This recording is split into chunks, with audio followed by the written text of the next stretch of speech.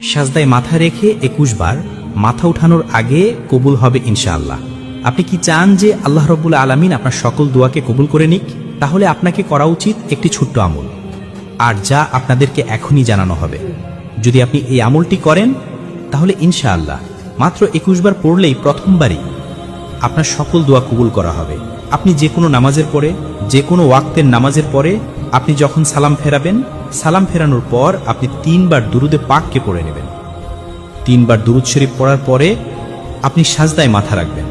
সাজদারত অবস্থায় 21 বার ইয়া আরহামার রাহিমিন, ইয়া আরহামার রাহিমিন পড়বেন। এটি শুধুমাত্র একটি সাজদারই ওয়াজিফা। এই আমলের পর আল্লাহ রাব্বুল আলামিন আরশের ফেরেশতাদেরকে পাঠিয়ে দেন, যারা আপনার সকল ধরনের চিন্তা আর সমস্যাগুলোকে দূর করে ফেলবে।